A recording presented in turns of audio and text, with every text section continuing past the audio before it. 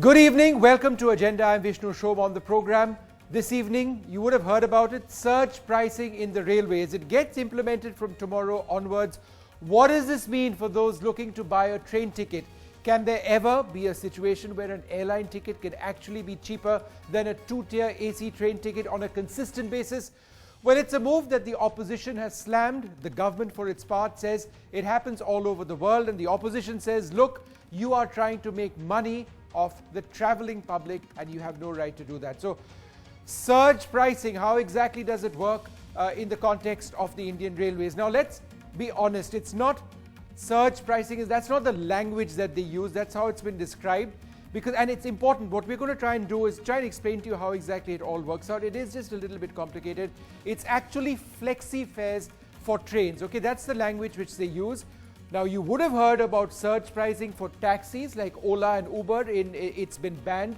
In Delhi, for example, the surge pricing of cabs, but that's how it did work at a certain stage. And then there's something called dynamic pricing for airlines. So let's start with flexi fares for trains. This is what comes into play starting tomorrow. There is a 10% hike for every 10% of tickets sold, which means that if you don't buy your ticket within that first 10% of seats which are available, you will have to pay 10% more for your ticket. And once that block of 10% goes, then you'll have to pay 10% more. So ultimately, up till 50%, because that's the cutoff mark made by the government, you will need to keep paying more than there is a fixed price. Now, surge pricing, the prices have been defined by demand and supply. So the prices will go up if there are a whole lot of passengers but few cabs which are available. And as far as dynamic pricing for airlines is concerned, the price slab is like the railways, but the actual cost is set up by demand and supply. So there is a demand supply variable in work over here. But let's give you an idea of how cheapest fare actually works out. As far as flexi fares in trains are concerned, the earlier you book, the cheaper the fare. In surge pricing for cabs, the lower the demand, the lower the fare. And now dynamic pricing for airlines, cheap fares take place for early booking. So you need to book early. Now here is where dynamic pricing for airlines becomes interesting. And the reason it's called dynamic is because even if you book late, very, very late, say a few hours before a flight, if you're able to get a ticket, you might actually end up paying less because it's dynamic. Airlines want to try and sell you tickets. So if there are seats which are available and the plane is going to go with a few seats empty, then it is in their interest to somehow or the other sell the ticket. So they are going to price it downwards. However, that's not the case for trains or for taxis. They work on the earlier you book, the cheaper the fare, and if there is low demand in the case of taxis, then lower fares. Now let's change and let's tell you what happens during the lean season. In the lean season for airlines, if there is low demand, then the fares will be low. Again, if there is a low demand, and not just the lean season but any season for cabs, then again fares will be low. But that does not operate as far as the railways are concerned. Whether it is a lean season or a season with a lot of festivals, there will be no change in prices. You get the cheapest tickets if you're in that first 10%, and then after that you keep paying more. But remember, it's not for first AC, it's for second tier and third tier AC. It's also not for some of the lower classes. It's two tier and it's three tier in Rajdhani, Shatabdi and Duronto. Now, how does competition affect all of these scenarios? It certainly affects the airline because you as a consumer have the choice of many airlines. It certainly affects cabs as well. Remember, surge pricing doesn't actually exist anymore, but you always, but be that as it may, you have the choice of different cab operators. If you don't want to go to Uber, you can go to Ola, you can go to Meru, you can go elsewhere as well. But Indian Railways, flexi fares for trains, none. And that possibly has to do with the fact that trains tickets go really quickly. If you want to go on some of the routes operated by Rajdhani or Duronto or Shatabdi, you will know if you book online or even if you buy your ticket that tickets go really, really fast. And therefore the railways perhaps believe, why have fares which actually go down? We don't need to. We are the railways. There is only one operator. And so if you miss out on that first set of tickets, then hard luck. You're going to have to end up paying more. My colleague Anant Zanane joins us now for more on this. Anant, you've been tracking this story very, very closely. It comes into play tomorrow. Is there among travel agents and those you've spoken an element of surprise that, oh my God, it's happened so fast, we don't even understand all of the details?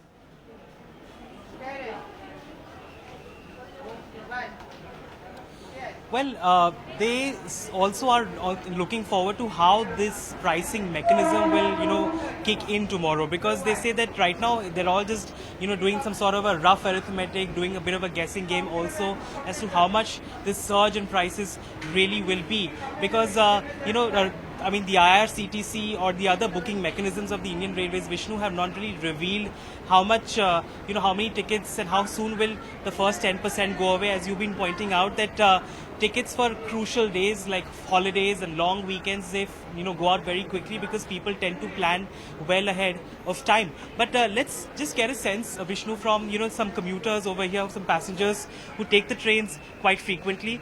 What do you feel about this decision, and do you feel that even by staggering it by 10% and obviously eventually only capping it at 50, does it really make any sense? Because we see how tickets just get sold immediately as soon as bookings open. Yeah, since I'm a student, I travel a lot by Mumbai Rajdhani every 3-4 months. I don't really think so it's a very good idea, because now for Rajdhani the tickets have almost doubled. So instead of spending that much amount of money, I will rather spend it on airline travel and reach Delhi in 2 hours rather than spending 16 hours and also spending 3,000 in Rajdhani. So I don't really think so it's a very feasible idea. They're only trying it with these 3 kinds of trains, but the sleeper class and all the other classes, AC first has been kept out of it. AC chair car executive car has been kept out of it. But do you feel that this is sustainable, and also do you think that this will be a success, or do you think this is also a political miscalculation, because we've seen how emotive people are about fare hikes in India? I really don't think so. I think whenever there's been an increment, it's the common man who suffers. And honestly, it's like the whole rickshaw Uber thing. Like, you'd rather spend a little more on Uber and then, travel more comfortably. The same way, I'd rather spend more on a little more on a flight and then travel more comfortably than take a train. Right. And what about you? What do you think about this whole thing? Because there's a lot of confusion how this is going to play out tomorrow once bookings start at 8 a.m. in the morning. But do you think that this is something that will be scalable to other express trains also? No, I don't think so, because I would literally prefer traveling by plane rather than spending so much money for this Rajdhani and all this. Right. So there is obviously a little bit of anxiousness in people, Vishnu, about how this is going to actually unfold on the ground tomorrow. But, we've been speaking to travel agents as well, and they say that, eventually, if you look at the government press release also, it mentions sleeper, sitting and sleeper class and also AC first, and, talks about how their fares will also be staggered eventually. So, is that the larger game plan eventually, say a month or 2 months from now? That remains to be seen, but it'll be interesting to see how this pans out in the days ahead. Vishnu? All right, Anand, we'll leave it over there. A couple of very interesting points mentioned by those students who Anand was actually speaking to. Let me just quickly introduce my panel at this stage. Aman Sinha of the BJP, Sanjay Jha of the Congress, Bijon Mitra, the consumer rights activist and expert with me, and also Madan Sabnavis, the chief economist at Care Ratings. Thank you all very much for joining us. Mr. Sinha, let me come to you first. That one of those students had a very interesting point, and the point was this. The chances are that for a train ticket, you're going to have to end up paying much more than you did earlier on in these 3 trains, Rajdhani, Shatabdi and Duronto, because you're not likely to get that 10%. Our train tickets, we all know, go very fast. So if you do end up paying the maximum fare on a particular route, the attraction to buy a plane ticket actually goes up, because of people like these 3 children, these 3 students were actually saying, look, I'm paying more. Let me pay just a little bit more and get a plane ticket. Do you think this is something that might happen? Air travel might benefit?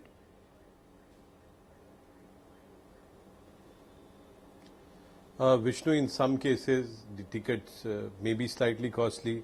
In some cases they might be cheaper also. But let me say, Vishnu, that this is on experimental basis. You have seen world over that the dynamic fares, they exist in all the sectors, all the industry, whether it is train, whether it is airline, whether it is hotels, and that's not only in India, it exists all over the world. Now, as far as the number of trains which are going to be affected by this, is not even 1%. And number of passenger traffic which is going to be, covered by this is about 0.6%. As you know, Vishnu, even today, railway is the cheapest form of transport. On every passenger per average, the government spends about 75 paise and recovers only about 37 paise. The coaching, sector of railways, so to speak, is in huge losses, about 40,000 crores or something. And that is also a public money. So finally, we have to find a way how to develop, modernize our railways, make them self-sustainable. I think you've hit the nail on the head. And under leadership of Railway Minister Suresh Prabhuji, and under guidance of Prime Minister Modi, that look, the railways need to make a lot Vishnu, more money if I can just complete in 10 seconds. Aman, let me come back to you because we've got our other just 10 seconds, Vishnu. Yeah, go ahead. No, I was saying the kind of money which is being spent on capacity building and enhancement. This was a sector which was lying in neglect for past 60 years. It was used as a political tool rather than, making an efficient public transport mechanism. And that is what this government dreams about.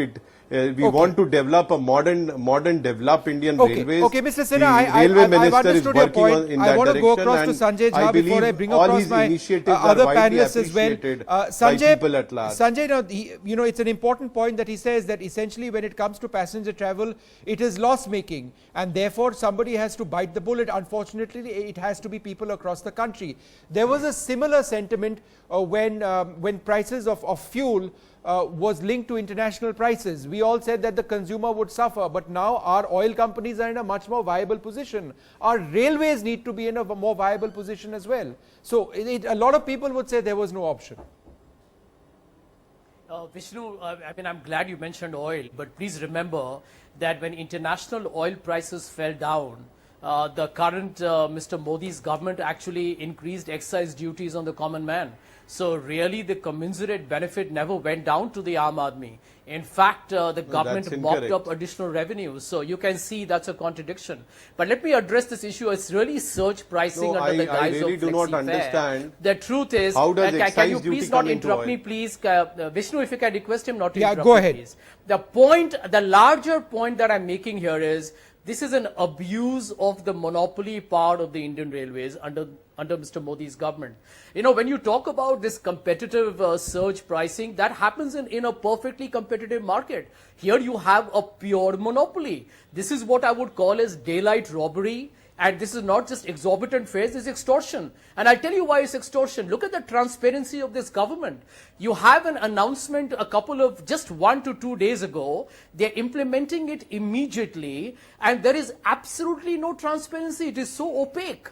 And if this government believes that the 1,000 crores that they raise is very critical to them, then let me ask this one fundamental question, Vishnu. You're spending 100,000 crores on a bullet train that will be between Ahmedabad and Mumbai, two very affluent cities of India. And why can't you why can't the railways be made more efficient? You need revenue for a certain purpose. I would say the government should actually, instead of fleecing the common man, where over the last 2 years, Tatkal rates have gone up, passenger freights are up by 20%. Okay. Freight rates are up by 14%. Okay, Sanjay, you made lots of points. Let me go across to Bijoy Mishra. Mr. Mishra, it's a question of priorities, I think, is what Sanjay is also saying, that look, we plan very expensive projects with the railways. We really shouldn't be doing that. What we need to be doing is being rational and realistic about passenger fares. That's the last thing you need to touch.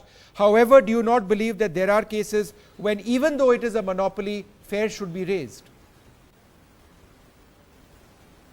Well, you see, when you have a monopoly, you have to have an internal mechanism to bring in competition. You see, what I always have tried to tell the government, that you should ensure that the passengers become your the regulator. You build in a huge mechanism of transparency and accountability to the passengers. And passengers are never consulted, let me tell you, Vishnu, passengers are never consulted in terms of the quality of service, in terms of outcomes, in terms of what they're made to pay for. You see, the passengers never are against increase in fare. Passengers are always against increase of fare without any value addition. So the government must come out very clearly that if they are talking about surge prices, then they have to first make it very transparent. What are the number of seats available to the passenger? What is the 10% entail? We must understand all that in a very transparent manner, and then understand how they are sort of made available to the passengers. You want some answers The to the number of seats. I would assume the number of seats in each bracket, each 10% differs according to every single train which is operated. Absolutely, that there has to be accountability, and I don't think anybody would. Clarity on that, I don't think anybody would deny that. I don't think anybody would ultimately deny that. But I take your point completely, Mr. Mishra, that that clarity doesn't exist presently. But I don't think it would be very difficult for anyone to answer these questions. Aman, I'll come to you in a moment. Madan Sabnavis, Chief Economist at Care Ratings. Because they're very opaque in these things. Okay. Where do you stand on this, sir? On the one hand, we've got the railways. It drives our economy. It drives our economy in two ways, certainly when it comes to freight routes and the like, and the amount of money we make over there. But obviously, transporting lakhs of passengers every single day is also something that needs to be profitable for the railways, and it isn't so. So was this something that just needed to have been done? See, actually, the way in which the railways could have tackled it is, one, you increase the fares uniformly across all classes. I'm sure if such was there, all of us would take umbrage to it. On the other hand, we want the railways to be profitable. We want it to be run like a commercial venture. So I think what the government is doing, and I would think that logically this should spread to all the trains and all the classes, because when you have the monopoly power, you actually have the power to exercise it. Because while we may say that the upper classes have a choice of going to the airlines, the lower classes actually don't. In fact, the railways has always operated as a monopoly. I can charge any fare I want to, and people are going to buy it because they have to travel. In fact, an interesting part is that when Tatkal was introduced, to my mind, that was the biggest case of surge pricing. I think that's been innovated by the railways, where you say that one day in advance, if you want to buy a ticket, whoever finger moves fastest can get it at a higher price. So I think it's the same thing which is being replicated for a certain trains, which I think is going to happen across the spectrum if it has to make any kind of commercial sense. But definitely, as a user of service, I would not be too happy with it. Aman, you had a point to make. Go ahead. Vishnu. Yes, Vishnu, no, I was just saying that the kind of transparency and public participation which has been in railways, it's unprecedented. Every day, and perhaps, some of our panelists also might have got a, call for a feedback from the railways. The railway minister is available on the Twitter. Let me say, Vishnu, that about 2 lakh crores is being spent on capacity building and decongestion, 1 lakh crore on station development, 1.2 lakh crore on safety, another 1 lakh crore on rolling stock, and on modernization and upgradation of railways. The plan expenditure from the UPA time of my friend, Mr. Sanjay Jha, whose Congress party was in power, the planned expenditure has more than doubled from 57,000 crores to some 1,28,000 crores. So, and the passenger amenities are at the topmost. More than 1 lakh crore is already been assigned for passenger amenities. Okay. And as I said, Vishnu, this is an experimental move. It only affects about 1% trains. It is very badly and 0.6% of passenger traffic. Aman, the railway minister. Aman, I find this intriguing. You've said this twice. Why are you calling it an experimental move? Because you have already considered a likely rollback because it is politically untenable for you. Yes. Yes. No, Vishnu, I'm asking right. Aman. No, that's not right. I'm just telling you the official brief. Yes. No, it depends on the success. Yeah. Because, these are, all these... you will either make more money or you will not make more money. Are you prepared for the political hit? That is the question, sir. Aman, are you prepared for the political hit? Is that what you're worried about? Yes. No, Vishnu, let me say very, very honestly and candidly that railway has been used as a political tool for past 60, okay, you made that point, Aman. Therefore, it has been lying in neglect and deep losses, and that is also okay, loss of the public money. I need to take a short break, gentlemen. We want to make railway self-sustainable. I'll try and come back if we have more time. We need to take a short break on surge pricing or this flexi fares for trains now taking place. More in a few moments. Stay tuned.